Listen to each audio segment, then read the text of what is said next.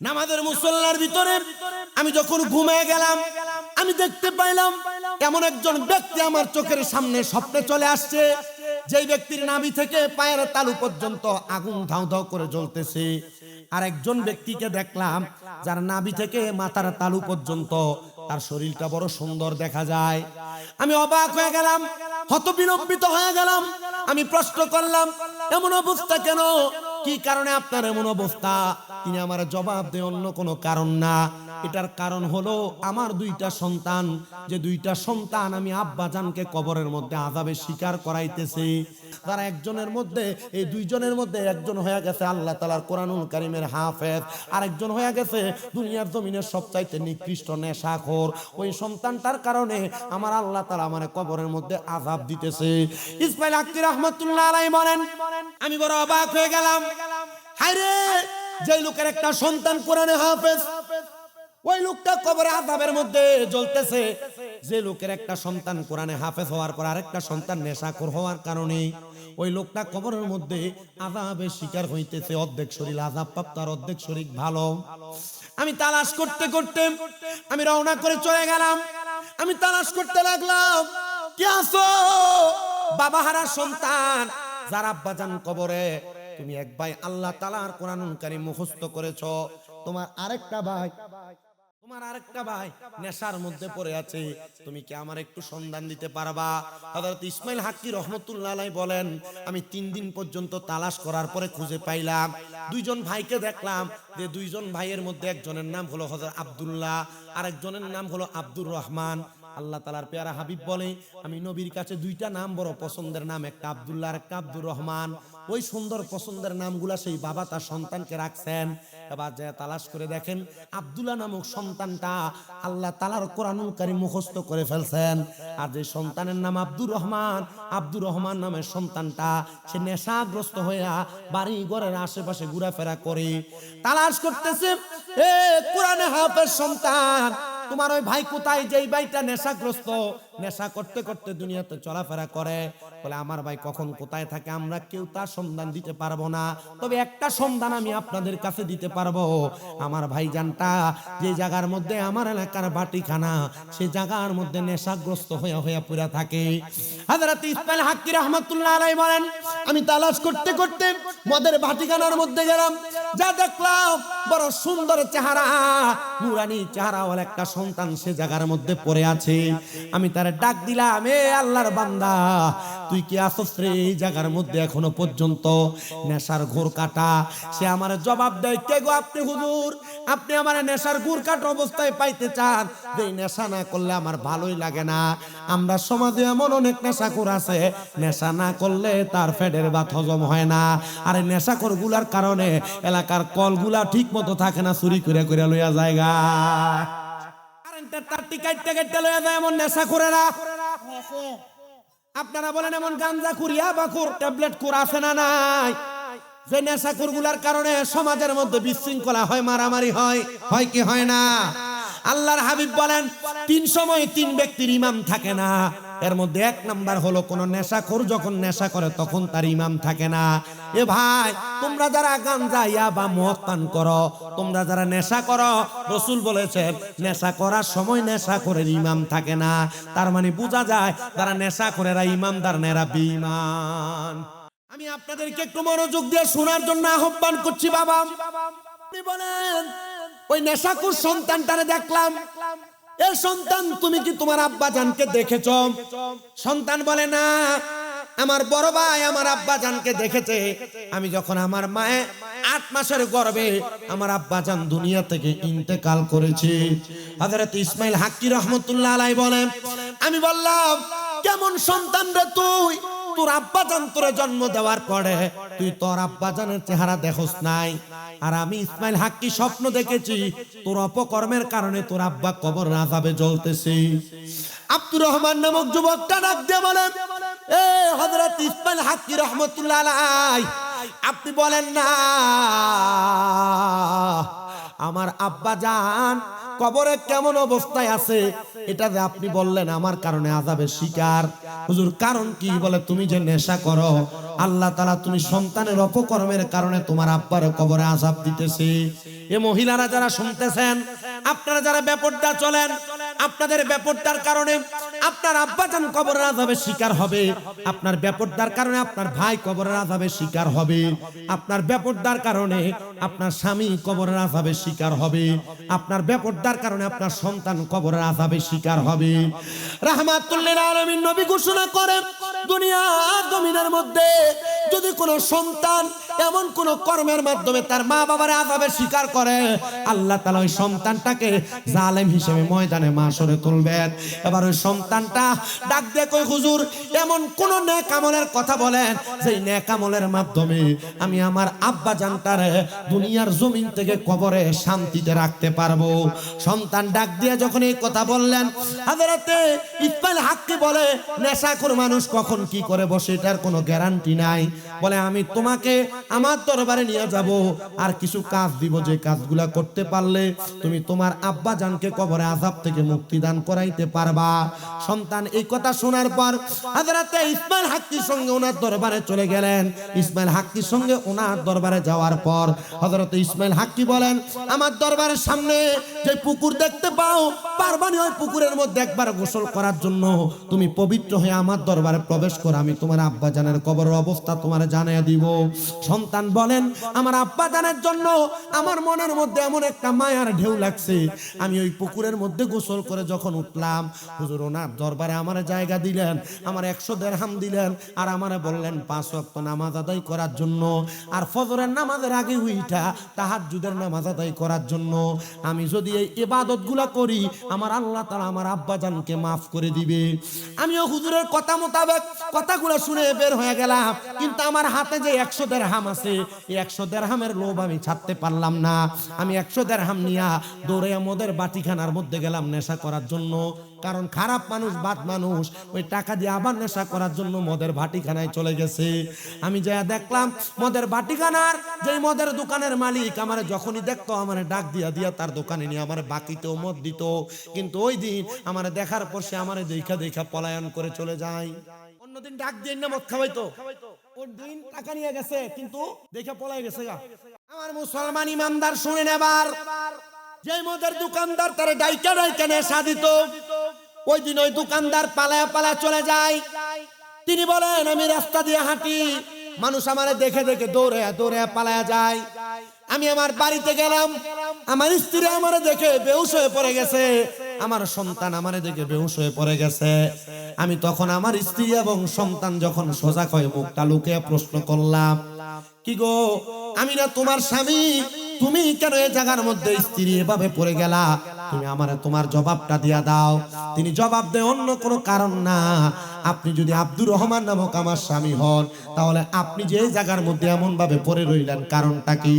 তিনি ডাক দিয়ে বলেন, অন্য কোনো কারণ না, একটাই মাত্র কারণ, তোমার চেহারা বড় কুৎসিত, এজন্য তোমার এমন অবস্থা, আমি তোমারে দেখে পলায়ন করি, বেহুশ হয়ে পড়ে যাই, তুমি আমার স্বামী না। আব্দুর রহমান বুঝতে পারলেন আল্লাহর হযরতে ইসমাইল হাক্কির কাছে যাওয়ার কারণে তিনি আমার এমন কোন হিকমতের মাধ্যমে আমার চেহারাকে কুৎসিত বানিয়ে দিয়েছেন। উনি দৌড়ে ইসমাইল হাক্কির কাছে যায় বলেন, হে ইসমাইল হাক্কি, আমার চেহারা যে কুৎসিত হয়ে গেল, কেউ আমার জায়গা দেয় না, এমনকি আমার আদরের স্ত্রী আমার জায়গা দেয় না, আপনি কি আপনার কাছে আমার জায়গা দিবেন? দেখছেন নি আল্লাহর ওলিদের হিকমত কেমন হিকমত। উনি বলেন, আপনি কি আমার জায়গা দিবেন? উনি সাথে সাথে বলে, হ্যাঁ বাবা আব্দুর রহমান, আমি তোমারে আমার কাছে জায়গা দিব, তুমি আমার কাছে থাকতে পারো। ওই আব্দুর রহমান নামক সন্তানটা ইসমাইল হাক্কির দরবারে একদিন 2 দিন করে 3 মাস পর্যন্ত অবস্থান করলেন। 3 মাসে আল্লাহর ওলির সোহবতে থাকার কারণে মস্তবি রুমির মধ্যে আল্লামা জালালউদ্দিন রুমি রহমাতুল্লাহ আলাইহি বলতেছেন, সোহবতে সালে তোরা সালে কুনাত, সোহবতে তালে তোরা তালে কুনাত। ভালো মানুষের সোহবতে থাকলে ভালো হইতে পারবা, বদ মানুষের সোহবতে থাকলে বদ হইয়া যাইবা। আল্লাহর ওলির সোহবতে থাকার কারণে 3 মাসের মাথায় ওই আল্লাহর বান্দা বলে, আমি 1 ওয়াক্ত নামাজ না পড়লে আমার কাছে ভালো লাগে না, তাহাজ্জুদ না পড়লে ভালো লাগে না, আমি হুজুরের কথা মোতাবেক তাহাজ্জুদ পড়তে লাগলাম। 3 মাস এমন ভাবে ইবাদত করতে লাগলাম, আমার ইবাদতের প্রতি মনোযোগ লেগে গেছে। এবার আমি বলতে লাগলাম, হুজুর আপনি না 3 মাস আগে বলছেন আমার আব্বা আমার কারণে কবরের আযাবে জ্বলতেছে। হুজুর এবার আপনি বলেন না, আজকে 3 মাস তো আমি ইবাদত করি, আমার আব্বা কবরে কেমন আছে? হুজুর কই বিপদে ফালাইনি বেডা। আর আমি তো দেখছি স্বপ্নে, এখন তোর আব্বা কবরে কেমন আছে আমি কেমনে দেখাইতাম? এবার আপনারা বলেন, আল্লাহর ওলিরা মুরিদানদেরকে এমন চক্ষু বন্ধ কইরা মুরাকাবার মাধ্যমে নবী দেখাইতে পারে কি পারে না? আমার আল্লাহর বন্ধু কোন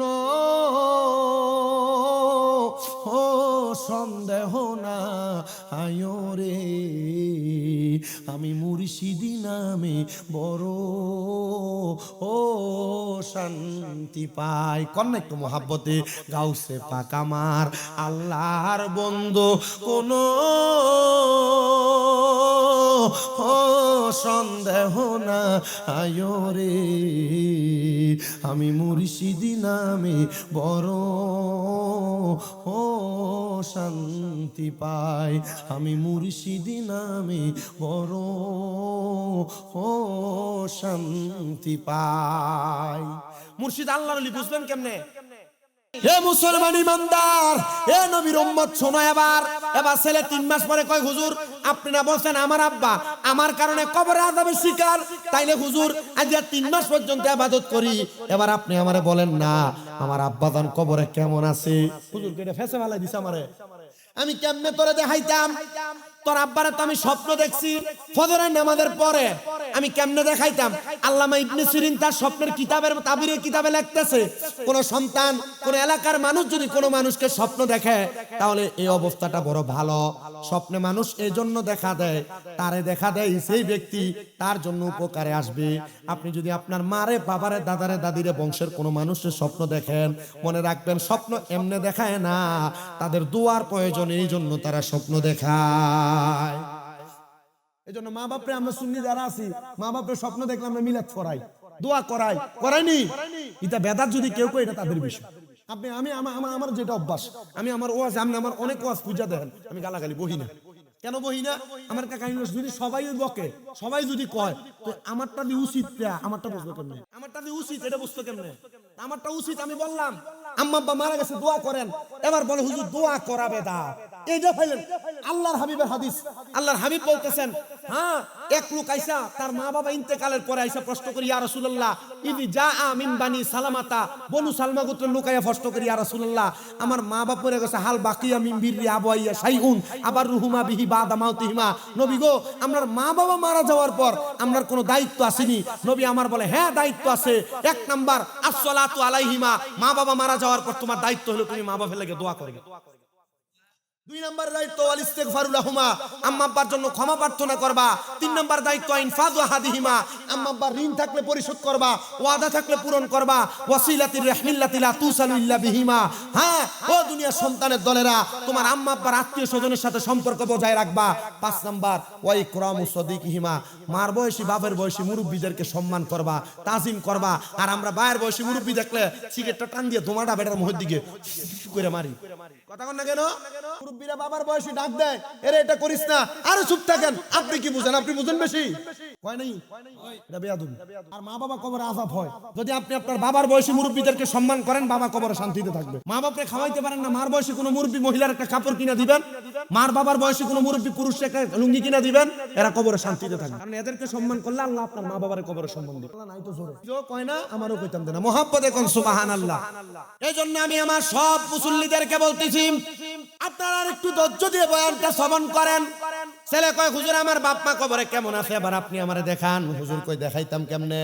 তবে হ্যাঁ আমি তোর একটা আমলের কথা বলতে পারি যেটার মাধ্যমে তোমার আব্বা আম্মা কবরে কেমন আছে তুমি জানতে পারবা। হুজুর কোন আমল?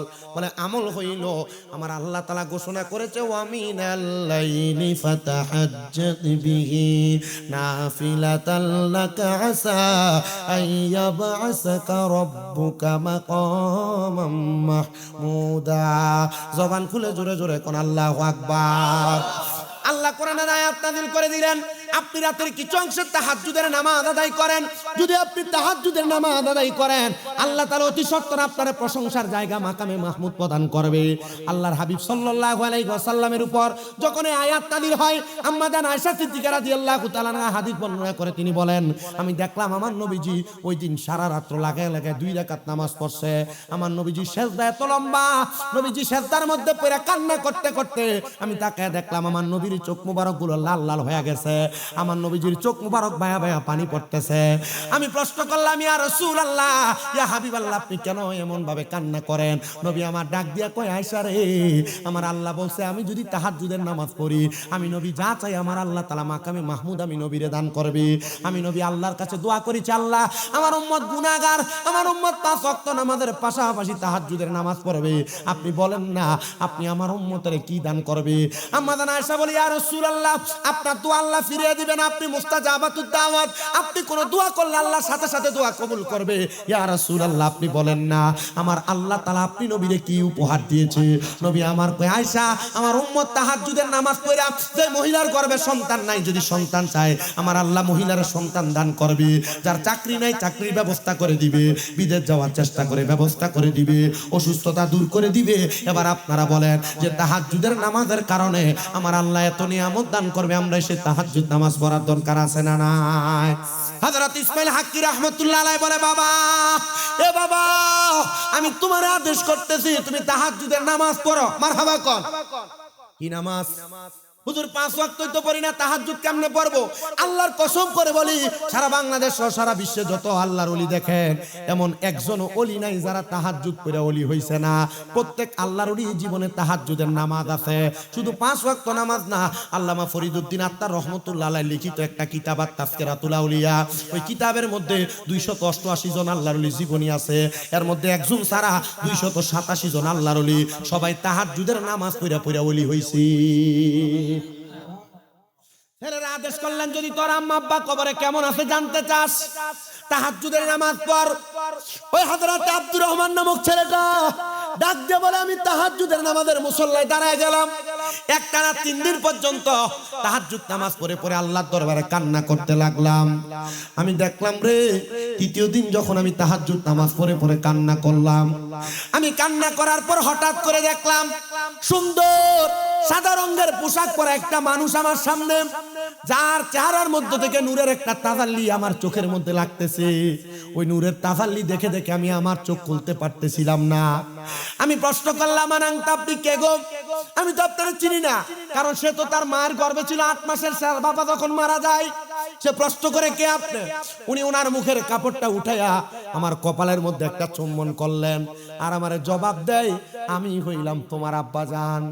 বাবা জান, আপনার না দেহের একটা অংশ আগুনের মধ্যে দাউ দাউ করে জ্বলতেছে, এখন দিয়ে আমি দেখতেছি আপনার শরীরটা বড় সুন্দর নূরানি দেখা যায়, আলোকিত দেখা যায়। উনি জবাব দেয়, তুমি সন্তান গত 3 মাস পর্যন্ত ইবাদত করার কারণে আমার আল্লাহ তাআলা আমি আব্বার কবরে নাজাত মাফ কইরা আমি আব্বা জানের কবরটারে নাজাতের ফয়সালা করে দিয়েছি। এ সন্তান, আমি আপনাদের সবার কাছে একটাই মাত্র আবেদন করতে চাই, এখানে অনেক সন্তান আছেন যাদের বাবা কবরে, যাদের মা কবরে, আপনারা মা বাবার কবরে শোয়া দিয়া আপনারা এই মাহফিলের মধ্যে আইসা বসছেন। এমন অনেক মুরব্বী আছেন মা বাবার কবরস্থানের সামনে নিলে কোনটা কবর চিনিও দিতে পারবেন না। এমন অনেক সন্তান আছে মা বাবা ইন্তেকাল করার পরে সপ্তাহ না, মাসে না, বছরে একবার মা বাবার কবরের সামনে যাও না জিয়ারত করার জন্য। আমি তোমাদের কাছে আবদার জানাই, সন্তানের দল, কোন মা বাবা ইন্তেকাল করার পরে কোন সন্তান যদি তার মা বাবার কবরের সামনে প্রত্যেক বৃহস্পতিবার আসরের নামাজের পর থেকে শুক্রবার মাগরিবের নামাজের আগ পর্যন্ত তার মা বাবার কবরের সামনে যাইয়া হাত বাড়ায় রব্বির হামহুমা কামা রব্বায়ানি সগীরা বলে দোয়া করে, আর চোখের মনি কোঠার মধ্যে একটা মাছির মাথা পরিমাণ পানি ছেড়ে কান্না করে, ওই পানি মাটিতে পড়ার আগে আমার আল্লাহ তাআলা তার মা বাবার জীবনের গুনাহ মাফ করে দেয়। জানেননি আল্লাহর হাবিব বলেন, একটা মৃত ব্যক্তি কবরে থাকলে যদি তার হালে আওলাদ, তার সন্তানেরা ওই মৃত ব্যক্তির জন্য দোয়া করে। সমুদ্রের মধ্যে ডুবে যাচ্ছে এমন একটা ব্যক্তি হঠাৎ করে নৌকা নিয়ে যায় তারে উদ্ধার করলে সে যত খুশি হয়ে যায়। একটা মা বাবা ইন্তেকাল করার পরে তার সন্তান তার জন্য দোয়া করলে মা বাপ তেমন খুশি হয়ে যায়। আমি জানি না আজকের মাহফিলে কোন সন্তান এমন মা হারায়া বসছ, আমি জানি না আজকের মাহফিলে কোন সন্তান এমন আব্বা জানরে হারায়া বসছ। আবার আরেক জাতের সন্তান আছে, মা বাপ বেঁচে আছে, বেঁচে থাকা অবস্থায় ওই মা বাবার মতো রত্নরে যত্ন করে না। এ সন্তান পারলে দাও তোমার পাও আমার সামনে দাও, আমি আমার জিহ্বা দিয়া তোমার পাওটা পরিষ্কার করে দিব। সন্তান যদি মা বাপরে ধমক দিয়া কথা কও, বাত না দাও, তোমার মতো সুতার আমার দরকার নাই। ব্রাহ্মণবাড়িয়া সবচেয়ে বড় আলেম দিয়া যদি ওয়াজ মাহফিল করাও আর মা বাপরে বাত না দাও, মা বাপরে ধমক দাও, বুড়া বুড়ি কইয়া ডাক দাও, আল্লাহর কসম তোমার এমন ওয়াজ দিয়া কোনো লাভ হবে না। যদি কেউ ধমক দিয়া থাকো, মা বাপকে জুদা করে দিয়ে থাকো, মা বাপরে ভাত না দাও, এমনও আছে মা বাবার খানা খাওয়ানি নিয়ে এলাকাতে বিচার বসে। সন্তান তোমার কাছে আমি পায়ে হাত দিয়ে করজোরে আবদার জানাই, ওই মা বাবার কাছে আজকে মাহফিল থেকে বাড়িতে যা মাপ চাইব।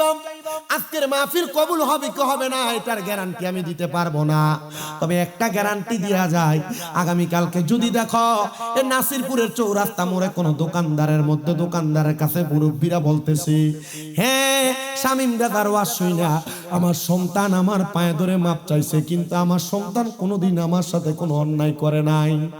আপনারা মনে করতেছেন মা বাবার পায়ে ধরলে শিরিক হবে, বেদাত হবে। না না না, আমি মাদ্রাসায় কামেরে ফাইনাল পরীক্ষা দিব, আমি আমার এলেমের জোর দিয়ে ওয়াজ করি না। আমি যেদিন শুনছি মা বাবার পায়ের মধ্যে চুমা দিলে আল্লাহর জান্নাতের চৌকাটে চুমা দেওয়ার স্বাদ পাওয়া যায়, আমি ওই দিন মাদ্রাসায় ক্লাস 6-7 পড়া অবস্থায় আমি আমার মা বাবারে ঘুমন্ত অবস্থায় পায়ে চুমা দিছি। আর এটার বরকতে আল্লাহ তাআলা আমার সুন্দর সুন্দর জায়গায় নেয়, আল্লাহ আমার সুন্দর মাহফিলের স্টেজে বক্তা বানায় বসায়। আপনাদের দোয়ায় কুমিল্লাতে আমার দিয়া 6টা মাদ্রাসা করাইছে আল্লাহ। আমি বিশ্বাস করি এগুলো আমার মায়ের দোয়া। সন্তান আমি জানি না মাহফিল কবুল হবে কিনা, তবে যদি আগামীকালকে শোনো দোকানে বৈশা কোনো মুরব্বীরা বলে হ্যাঁ এই ছোট মানুষ কুমিল্লা থেকে আসছে শামীম দাদা, তার ওয়াজ শুই না আমার সন্তান বাড়িতে যে আমার পায়ে ধরে মাপ চাইছে, মনে করবা মাহফিল আল্লাহ তাআলার দরবারে কবুল হয়ে গেছে। কিন্তু অনেকে চিন্তা করে হুজুর যাদের বাড়িতে আব্বা আছে তারা বাড়িতে যে বাবার পায়ে ধরে মাপ চাইবে, আমার তো আব্বা নাই, আমি কার পায়ে ধরে মাপ চাইবো? অনেকে চিন্তা করে হুজুর যাদের বাড়িতে মা আছে তারা বাড়িতে যে মার পায়ে ধরে মাপ চাইবে, আমার তো মা নাই, আমি কার পায়ে ধরে মাপ চাইবো? সন্তান চিন্তা করবেন না, আখিরি মুনাজাতের মধ্যে রব্বির হামহুমা কামা রব্বায়ানি সগীরা বলে আপনার মা বাবার জন্য দোয়া করা হবে। তখন যদি আপনি কান্না করে করে দোয়া করতে পারেন, আল্লাহ তাআলা আপনার মা বাবারে মাফ করে দিবে। এমন অনেক সন্তান আছে যাদের বাবা মা তারে কষ্ট করে মানুষ করছে, বাবা মার কাছে টাকা পয়সা ছিল না, এখন সন্তান তুমি লাখ লাখ টাকার মালিক, কিন্তু তোমার মা বাপরে তুমি খাওয়াইতে পারো না, মা বাপরে পড়াইতে পারো না, মা বাবা কবরের বাসিন্দা। হাই রে কোন সন্তান জানি আজকের জান্নাতের বাগানে বসছে। সন্তান আমি তোমাদের কাছে করজোরে আবদার করি, মা বাপ যদি কবরে থাকে, যদি সম্ভব হয় প্রত্যেক শুক্রবার জুমার দিনে জুমার নামাজ পড়া মা বাবার কবরের সামনে যে হাতটা বাড়ায় বাড়ায় দোয়া কইরো, দেখবা আমার আল্লাহ তাআলা মা বাবার দোয়ার বরকতে তুমি সন্তানকে মাফ করে দিবে। সন্তানের দল আবদার জানাই রে, মা বাপ কবরে, ওই মা বাপ যদি দুনিয়াতে বাইচা থাকতো তুমি মা বাবার পায়ে ধরে মাপ চাইতা, মা বাবার কাছে ক্ষমা প্রার্থনা করতা, মা বাবার কাছে তুমি ক্ষমা প্রার্থনা করতা। সন্তান এখন মা বাবা কবরে, মা বাবা বেঁচে নাই, মা বাপ যদি বাইচা থাকতো, যদি তুমি প্রতি মাসে 1000 টাকার কইরা ফল কিনা খাওয়াইতা, 12 মাসে 12,000 টাকা তোমার মা বাবার পেছনে লাগতো। মা বাপ যদি বেঁচে থাকতো, ওই মা বাপকে যদি তুমি খানা খাওয়াইতা, তাহলে 12 মাসে যদি প্রতি মাসে 2000 করে হিসাব করো, তাহলে 12 মাসে 24,000 টাকা তোমার মা বাবার পেছনে লাগতো। এখন মা কবরে, মনটা চাইলেও তোমার আম্মা জানকে ভালো কোনো খাবার তুমি খাওয়াইতে পারো না, বাবা কবরে বাবা জানকে চাইলেও কোনো খাবার তুমি খাওয়াইতে পারো না। সন্তান তোমাদের কাছে করজোরে আবদার জানাই, মা বাপ বেঁচে থাকলে তো মা বাপরে খাওয়াইতা। আমি এমন একটা সন্তান চাই বলে হুজুর আমার মা কবরে, আমার আম্মার জন্য আমি আগামী বছর মাহফিল হবে আমি 10,000 টাকা দান করে দিব। দান করতে পারেন আর না করেন, শুধু নিয়ত করবেন, হুজুর আমি আগামী বছর আসতে আসতে আমার তালার ঘুম। তিনি বলেন আমি যুদ্ধের ময়দানে ছিলাম, আমি আমার নবীজির দরবারে আগমন করলাম, অতঃপর আমি আমার বাড়িতে যাওয়ার পর্যায়ে দেখলাম আমার আম্মা জান দুনিয়া থেকে বিদায় নিছেন, আমি জানাজাও পাই নাই, দাফনও পাই নাই, আমার মা ইন্তেকাল করেছেন, আমার মা কবরে চলে গেছে। আমি দৌড়ে রহমতের নবীর দরবারে গেলাম, ইয়া রাসূলুল্লাহ আমি আমার মায়ের জানাজাও পাই নাই, দাফনও পাই নাই, নবী গো আমার মা যে মারা গেছে, আমি আমার মায়ের জন্য কি করতে পারবো আপনি বলেন না। নবী আমার বলে ইয়া সাদ ইবনে উবাদা সাদাকা করো। হযরতে সাদ ইবনে উবাদা বলে ইয়া রাসূলুল্লাহ আপনি সাক্ষী থাকেন, আপনার সাক্ষী রেখা আমার মিখওয়াদা নামক একটা খেজুরের বাগান আছে, এই বাগানটা আমি আমার মায়ের জন্য আল্লাহর হস্তে সদকা করে দিলাম। আমার নবীও কয় সাদ ইবনে উবাদা তুমিও সাক্ষী থাকো, এই খেজুরের বাগান থেকে যত মানুষ খেজুর আহার করবে, ওই খেজুর আহার করার কারণে যে সওয়াব হবে, সবগুলা সওয়াব আমার আল্লাহ তাআলা তোমার আম্মার আমলনামাতে দিয়া দিবে। কোন সুবহানাল্লাহ। আম্মা জান আয়েশা সিদ্দিকা রাদিয়াল্লাহু তাআলা আনহা, আপনার কি কষ্ট হবে? যেহেতু কালেকশনে ঢুকছি, আরেকটা হাদিস শোনাই, হাদিস শুনে যদি মনটা গলে কালেকশন দিবেন আপনারা মাহফিলে। শুনেন, আম্মা জান আয়েশা সিদ্দিকা রাদিয়াল্লাহু তাআলা আনহা বলেন মসজিদে নববীর রিয়াজুল জান্নার ভিতরে তিনটা গাছ, একটা উস্তুনে হান্নানা, একটা উস্তুনে আহাদাম, একটা উস্তুনে আয়েশা, মাঝখানের যে গাছটা উস্তুনে আহাদা, সেই গাছের নিচে আমার নবী যে বাহিরের মেহমানদের সাথে কথা বলতেন, আর উস্তুনে হান্নানার মধ্যে ধরে আমার নবী খুতবা দিতেন, আর উস্তুনে আয়েশা যেইটা ওইটার নিচে বসে আমার নবী মা আয়েশার সাথে কথা বলতেন, আলাপ করতেন। মা আয়েশা বলেন আমি আমার নবীর সাথে সেই জায়গায় বসাম, এমন টাইমে বনু কুরায়দা গোত্রের একজন মহিলা এসে আল্লাহর হাবিবরে বলি ইয়া রাসূলুল্লাহ আমার মা ইন্তেকাল করছে, কিন্তু মারা যাওয়ার সময় আমার আম্মা জান কালেমা পড়ছে, কালেমা পড়ার সময় আমার মার জবানটা বোবা হয়ে গেছে, আমার মা কিছু বলতে পারে নাই, কিন্তু আমার মায়ের অনেক সম্পদ, আমার বিশ্বাস আমার মা যদি কথা বলতে পারতো, আমার মা তার সম্পদ থেকে আল্লাহর রাস্তার মধ্যে দান করত। ইয়া রাসূলুল্লাহ আমার মা যে আমার এত সম্পদ দিয়ে গেল, আপনি বলেন না আমার মায়ের সম্পদ থেকে যদি আমি দান করি তাহলে আল্লাহকে আমার মারে কবরে কিছু দিবে নাকি? নবী আমার ডাক দিয়া কয় হে মহিলা বনু কুরায়জার শোনো, তুমি তোমার মায়ের পক্ষ থেকে পানি দান করো। পানি দেখেন মক্কা মদিনায় গেলে টাকের মধ্যে বইরা বইরা আইনা হাদিস আবদারে পানি দেয়, পানি এটা আল্লাহর নবীর সুন্নত। মা বাপ মারা যাওয়ার পর যদি পানি বিতরণ করা হয়, খাবার বিতরণ করা হয়, মা বাবার জন্য দোয়া করা হয়, তাহলে আল্লাহ তাআলা মা বাপরে মাফ করে দেয়। ওই মহিলা কই ইয়া রাসূলুল্লাহ সাক্ষী থাকেন, মদিনাতুল মুনাওয়ারার পাশে আপনি নবীর সাক্ষী রাইখা আমি একটা কূপ খনন করে দিলাম। আল্লাহর নবী কয় তুমিও সাক্ষী থাকো, তোমার মার এই কূপের মধ্য থেকে যারা যারা পানি আহার করবে, আমার আল্লাহ তাআলা এই পানি আহার করে যে সওয়াব হবে তোমার মার আমলনামায় দিবে। ওই মহিলা বলে পরের দিন এসে আমি আমার নবীরে বললাম ইয়া রাসূলুল্লাহ আমি স্বপ্ন দেখেছি আমার আম্মা জান হাউজে কাউসারের পানি পান করতেছে। উঠানো হয় নাই। এখন আমি যদি আপনারা বলি মা বাবা সম্পর্কে সাবজেক্ট, আপনারা বাড়িতে দেয়া মা বাপরে বেশি করে কিলাইবেন, বাড়িতে দেয়া মা বাপরে বাদ দিবেন না, বাড়িতে দেয়া মা বাপরে গালাগালি করবেন। আপনারা কি আমার কথা শুনবেন? কথা শুনবেন আপনারা না শুনবেন না, তার মানে বোঝা যায় মা বাবার খেদমত, মা বাবার উপর সন্তানের দায়িত্ব। এই আলোচনাটা আমি আপনাদের কাছে করার জন্য মাহফিল কমিটি আমার সাবজেক্টটা ঠিক করে দিয়েছেন। তাহলে আপনারা আমার কথার একটা জবাব দিবেন। আমার হাতে যেই বক্সটা দেখতেছেন আপনারা বলেন এটা কিসের বক্স? আওয়াজ কম হয়েছে, জোরে বলেন কিসের বক্স? আচ্ছা যদি আমি আপনাদের বাদুঘরের নাসিরপুরের কোন দোকানে যাইয়াম, একটা টিস্যুর বক্স লইয়াম, সুজা দৌড় মারি, এই দোকানদার কিন্তু আমার টাকা ছাড়া টিস্যুর বক্স দিবে না, সরাসরি আমার চোর বলে মারধর করবে, ঠিক না? আমারে মারধর করবে। তার মানে বোঝা যায় বর্তমান বাজার মূল্যের টিস্যুর বক্সটার দাম হলো 80 টাকা বা 75 টাকা। আমি উনাকে 75 টাকা দিলে উনি আমার টিস্যুর বক্স দিবে, নচেত আমারে দিবে না, ঠিক না? আমার সাবজেক্টটা বড় সুন্দর। বাবারে আপনারা যারা মা বাবা আছেন, এলাকাতে বহু সন্তান মা বাবার উপর অত্যাচার করে, বাদ দেয় না, খারাপ ব্যবহার করে, গালি দেয়, আছে না? আপনার সন্তান যে আপনার খেদমত করবে, আপনার খেদমত করবে, আপনিও ঠিক আপনার সন্তান কেমন একটা বেনিফিট, যেমন 75 টাকা না দিলে আমার দোকানদার টিস্যুর বক্স দিবে না, তেমন আমি মা বাবা হইয়া যদি সন্তানের দায়িত্ব পালন না করি, ওই সন্তানও বৃদ্ধ বয়সে আমি মা বাবার দায়িত্ব পালন করবে না। কথা কি বুঝতেছেন? মা বাবার দায়িত্ব, মা বাবার হক, মা বাবার উপর সন্তানের দায়িত্ব। কেউ ওয়াজ করার কথা সবাই বলে, কিন্তু মা বাপদের সন্তান জন্ম দেওয়ার পরে সন্তানের উপর মা বাবার কিছু দায়িত্ব আছে। এই দায়িত্বগুলা যদি কোনো মা বাপ পালন করে, ওই মা বাবার সন্তান কোনোদিন তার মা বাপরে বাদ না দিয়া থাকবে না। বলো হুজুর এটা কেমন কথা বললেন? হ্যাঁ, কোন মা বাবা যদি তার সন্তানের উৎকৃষ্ট পরিমাণ দায়িত্বগুলা পালন করে, তাহলে আমার আল্লাহ তাআলা ওই সন্তানের মা বাবারে ইন্তেকালের আগ পর্যন্ত সম্মানের সাথে ইন্তেকাল করাবে।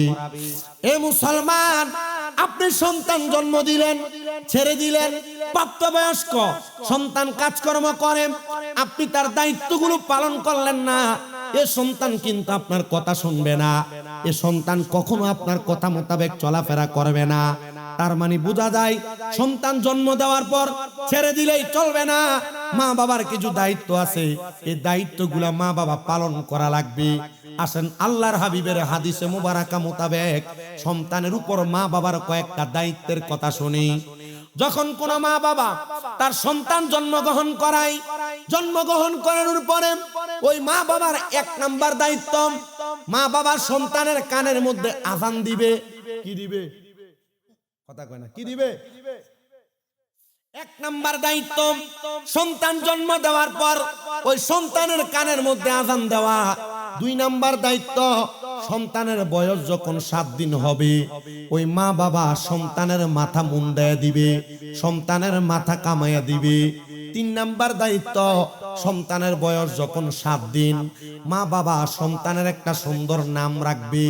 4 নাম্বার দায়িত্ব, সন্তান যখন জন্মগ্রহণ করে 7 দিন যখন হয়, মা বাপ যদি উৎকৃষ্ট পরিমাণ সম্পদের মালিক হয়, তাহলে ওই মা বাবা তার সম্পদ দ্বারা ছেলে সন্তানের জন্য 2টা বকরি, মেয়ে সন্তানের জন্য 1টা বকরি দ্বারা অথবা ছাগল দ্বারা আকিকা প্রদান করবে। কেন?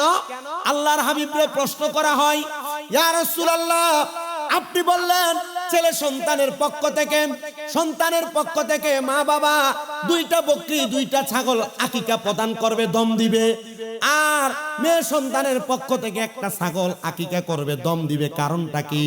আল্লাহর হাবিব বলেন, সন্তান জন্ম নেওয়ার পর 7 দিনের দিন যদি তার মা বাবা সন্তানের আকিকা প্রদান করে, তাহলে ওই সন্তান কঠিন রোগ বালা মুসিবত থেকে হেফাজতে থাকবে। আর আমরা এই দায়িত্বগুলো হাদিস মোতাবেক পালন করি না বিদায় আমাদের সন্তান প্রতি সপ্তাহে ডাক্তারের কাছে নিয়ে দৌড়াদৌড়ি করা লাগে, আমাদের সন্তান নিয়ে প্রতি মাসে ডাক্তারের কাছে দৌড়াদৌড়ি করা লাগে। এই জন্য আমি আমার মা বোনদের কাছে বলবো, আপনারা যারা আমার বয়ান শ্রবণ করতেছেন, আপনাদের সন্তান জন্ম নেওয়ার পর 1 নাম্বার কানে আযান দেওয়া, 2 নাম্বার 7 দিনের দিন নাম রাখা, 3 নাম্বার সন্তানের মাথার চুলগুলা 7 দিনের দিন কামাইয়া দেওয়া, আর 4 নাম্বার সন্তানের আকিকা প্রদান করা। এই দায়িত্বগুলা পালন করবেন। বলে হুজুর 5টা দায়িত্ব না বললেন, আর কি কি দায়িত্ব আপনি বলেন না? মা বাবার দায়িত্ব হলো সন্তান জন্ম নেওয়ার পর সন্তান যখন প্রাপ্তবয়স্ক হয়, ওই সন্তানটাকে আল্লাহ তাআলার ওয়াকিরাতুল কোরআন, কোরআনুল কারীম শিক্ষা গ্রহণ করানো। আপনারা যারা এখানে বসেছেন, অনেক মানুষ শিশু শ্রমের মধ্যে সন্তানকে দিয়ে দেন, বয়স 6-7 বছর, সন্তান চা দোকানে কাজকর্ম করে। না না না, আপনার সন্তানের বয়স 10 বছর 12 বছর, এই সন্তানটা দুনিয়ার সমাজের মধ্যে স্বাভাবিকভাবে চলাফেরা করে। সকালবেলা 6 কেজি 5 কেজি 4 কেজি ওজনের একটা বইয়ের ব্যাগ কান্দে দিয়ে আপনি তার কিন্ডারগার্টেনে পাঠিয়ে দেন, কিন্তু সন্তানটারে কোরআনুল কারীম শিক্ষা গ্রহণ করান না। আল্লাহর হাবিব বলে, একটা সন্তান জন্ম দেওয়ার পরে মা বাবার 5 নাম্বার দায়িত্ব হলো সন্তানকে আল্লাহ তাআলার কোরআনুল কারীম শিক্ষা গ্রহণ করাবে। ইয়া রাসূলুল্লাহ, কোন মা বাবা যদি তার সন্তানকে কোরআনুল কারীম শিক্ষা গ্রহণ না করায়, আপনি নবী বলেন না, তাহলে ওই মা বাবার কেমন গুনাহ হবে আর মা বাবা কেমন প্রতিদান পাবে?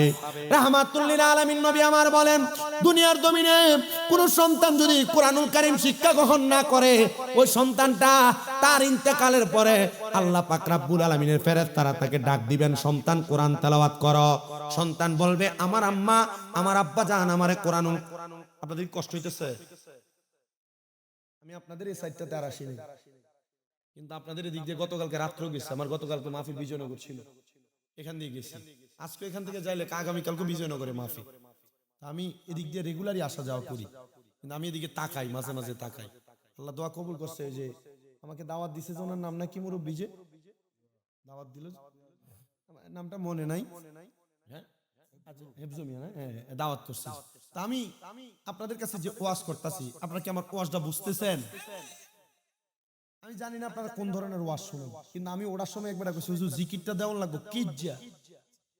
আমি কই আমি যদি কিজ্জা জিকির দেই, আমরা সুন্নিরা এমনই যে বদনাম বদনাম আছে না? হ্যাঁ, বদনামের অভাব নাই, বদনাম হোক। বাবাজি আমি কি ওয়াজ করি আপনি আমার ওয়াজ শুনেন।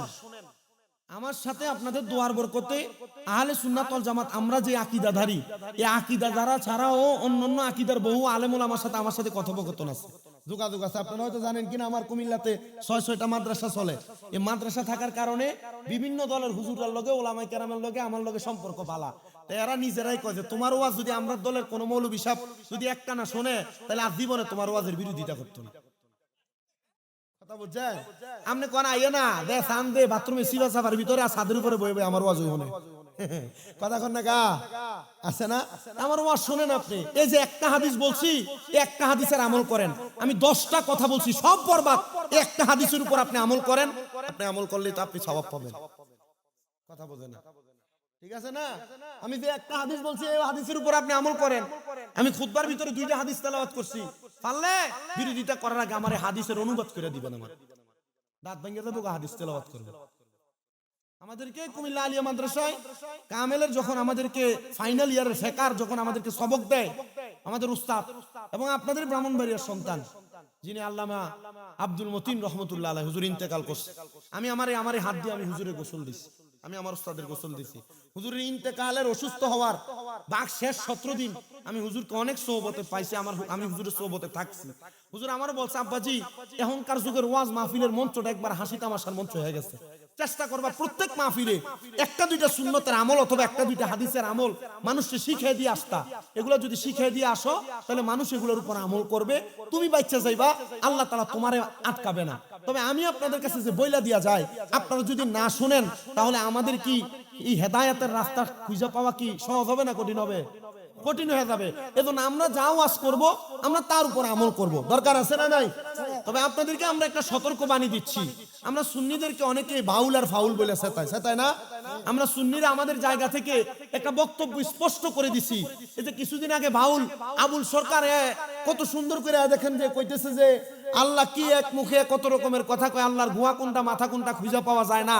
আমরা কইছি যে এটা মুনাফিক আর বেঈমান, এটা জবানের ভিতরে আল্লাহ ঠাড়া ফালাক। আর নচেত আমি বাংলাদেশের যিনি প্রধান উপদেষ্টা ডক্টর মোহাম্মদ ইউনূসের কাছে একটা আবদার জানাইছি বারবার, আপনি যেহেতু প্রশাসনের মাধ্যমে আবুল সরকার অ্যারেস্ট করাইছেন, এক কইছে কুল আউযু বিরাব্বিন নাস মালিকিন নাস ইলাহিন নাস মিন শাররিল ওয়াসওয়াসিল খান্নাস আল্লাযী ইউওয়াসউইসু ফি সুদুরিন নাস মিনাল জিন্নাতি ওয়ান নাস। আল্লাহ বলে সূরা নাসের সব জায়গায় নাসার কথা কইছে। আমি বলছিলাম এমন একটা বাউল নামের ফাউল রে ধরে সিব্বা কাইটা দেন, তাহলে আর কোন বাউল কখনো কুরআনুল কারীমের আয়াত নিয়ে বাজে মন্তব্য করবেন।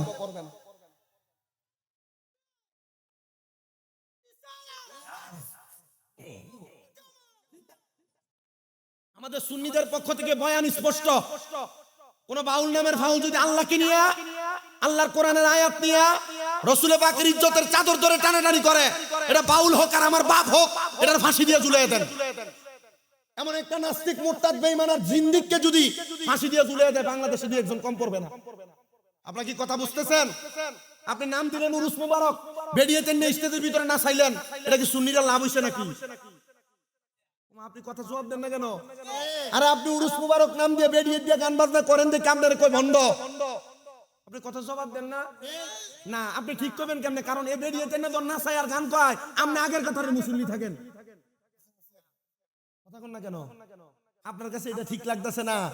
আরে আপনারা এগুলার বিরুদ্ধে বললে আপনার কাছে কোনো বাতিল ফিরকা বলেন আর আপনার আকীদার অন্য আকীদার মৌলভী সাহেব বলেন, আপনার বিরোধিতা করবে না, আপনার মাহফিলের বিরোধিতা করবে না।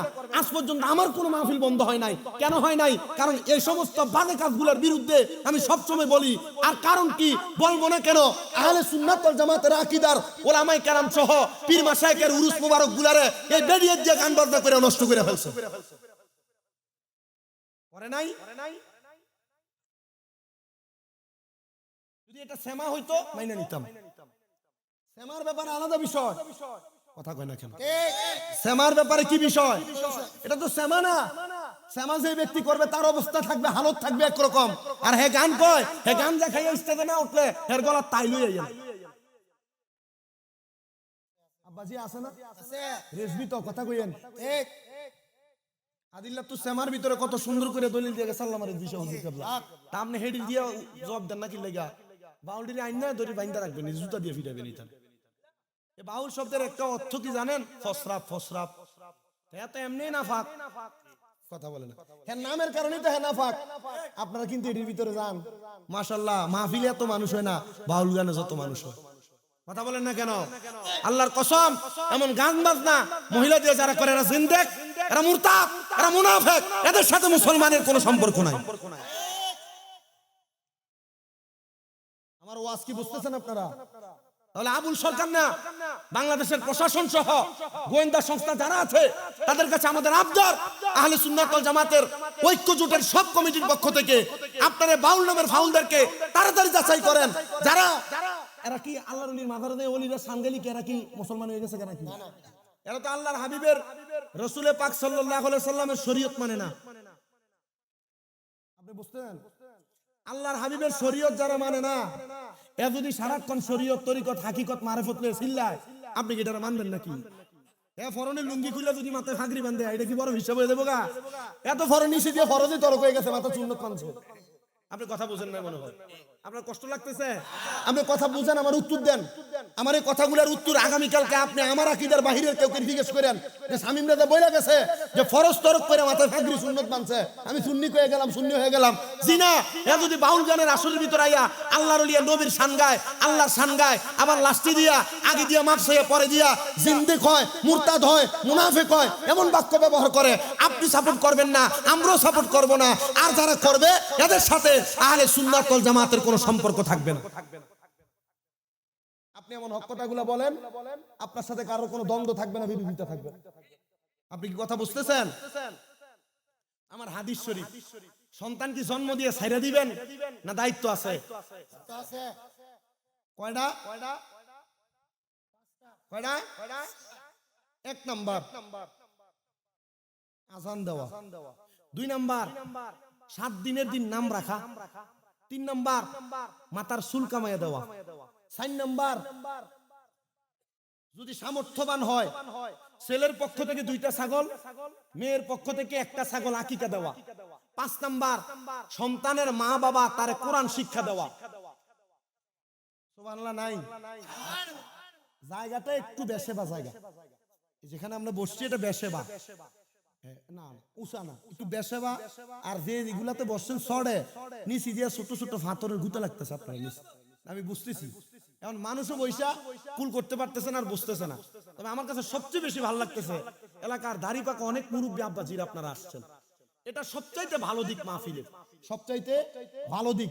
যদিও আপনারা ওয়াজ মনোযোগ দিয়ে শুনতে পারেন আর না পারেন, আপনারা আসলে আমাদের 3টা লাভ। কয়টা লাভ? 3টা লাভ। 1 নাম্বার, মুরব্বীরা বটগাছের মতো আল্লাহর হাবিব বলছেন। বটগাছ যেমন ভাবে মইরা গেল মানুষের ছায়া দান করে, মুরব্বী দাড়ি পাকা যারা এরা আমাদেরকে দোয়া করে। 2 নাম্বার লাভ, দাড়ি পাকা মুরব্বী সহ যিনারা প্রাপ্ত বয়স্ক প্রবীণ, ওনারা আসার কারণে আল্লাহর রহমতের ছায়া থাকে এই জায়গার ভিতরে। 3 নাম্বার লাভ, এমন মুরব্বীদের সোহবত আর তাদের কাছাকাছি থাকার কারণে আদবের ঘাটতি হয় না, আদব ঠিক থাকে। মারহাবা করুন। তাহলে 5 নাম্বার দায়িত্ব বলছি কি, সন্তানকে কি শিক্ষা দেওয়া। এবার আসেন, এই সন্তান যদি কোরআন আপনি না শিক্ষা দেন কি হবে? এবার আমার ওয়াজের সাবজেক্ট খুব সুন্দর, আমি আগে বলে নিছি। আমি গত বছর 268টা মাহফিল করছি। 68টা মাহফিলের ভিতরে আমার 196টা মাহফিলে শুধু সাবজেক্ট দিছে মা বাবার খেদমত। কারণ কি, ইউটিউবে একটা ওয়াজ ভাইরাল হয়েছে, হুজুর আপনি দেখছি মা বাবার ওয়াজ করে কানছেন, এই ওয়াজটা দেখাই এক হুজুর এটাই করে। আচ্ছা দোষটা কি আমার? এ বছর চলতেছে আমার স্বামী স্ত্রীর মহব্বতের একটা ওয়াজ ভাইরাল হয়েছে, আর কবর হাসরের যেখানে যাই হুজুর এই ওয়াজটা করলে মোটামুটি আমরা এলাকার ভিডিওতে সোজা হইব হুজুর। তখন আমি তো ফেরে দেখে ফেসে, তখন মানছি ওই ওয়াজ হইন নাই ইউটিউবে, আবার এই ওয়াজ করলে আরে ওই ওয়াজ তো এটাই আর পারি না। তবে চেষ্টা করতেছি আপনাদেরকে আমি আজকে ধারাবাহিক ভাবে আমার বয়ানটা শেষ পর্যন্ত নিতে। আমার সময় কি আর একটু আছে? ও বাকি আছে 1 ঘন্টা হইছে মাত্র। আমার মুসলমান ইমানদাররা, যখন কোন সন্তানকে তার মা বাবা কোরআন না শিখায়া ওই সন্তানটাকে এমনে এমনে ছেড়ে দেয়, তখন ওই সন্তানটা কবরে যাওয়ার পর আল্লাহ তাআলার ফেরেশতারা প্রশ্ন করবেন, এ আল্লাহর বান্দা তুমি তোমার জবান দ্বারা কোরআনুল কারীম তেলাওয়াত করো, তখন ওই সন্তান তার জবান দ্বারা কোরআনুল কারীম তেলাওয়াত করতে পারবে না। সন্তান তেলাওয়াত না করতে পারার পরে এমনি এমনি থাকবে না। সন্তান তখন বলবে আমার মা বাবা আমারে কোরআনুল কারীম শিখায় নাই। দোষ দিব কারে? মা বাবারে দোষ দিয়া দিবে। আপনার সন্তান তখন আপনারে দোষারোপ করবে। আল্লাহর হাবিব সাল্লাল্লাহু আলাইহি ওয়াসাল্লাম নবী আমার ঘোষণা করতেছেন উম্মতের দলেরা, তখন ওই ফুলসেরাতের কিনারার মধ্যে ওই সন্তানের মা বাপকে ডাকা হবে, আহ্বান করা হবে। এ কোরআন তেলাওয়াত শিক্ষা গ্রহণ না করানো সন্তানের মা বাবা, তোমরা এবার তোমাদের সন্তানের সামনে চলে আসো। সন্তানের সামনে যখন আসবেন ওই সন্তানটাকে বলা হবে এরাই কি তোমার মা বাবা? তারা জবাব দিবে হ্যাঁ এরাই আমার মা বাবা। তখন এই জবাব পাওয়ার সাথে সাথে সন্তানের বাবাটাকে ফুলসেরাতের ফুলের উপরে সুন্দর করে লম্বা করে শোয়া দিবে, যে ফুলসেরাতের নিচে আমার আল্লাহ তাআলা হাবিয়া নামক জাহান্নাম দোজক সাজাইছেন। আর ওই আগুনের জিহ্বাটা ফুলসেরাতের ফুলের উপর পর্যন্ত আসে। সন্তানের বাবার এক হাতকে দিবে ফুলসেরাতের এক পারে, আর পা গুলা দিবে আরেক পারে।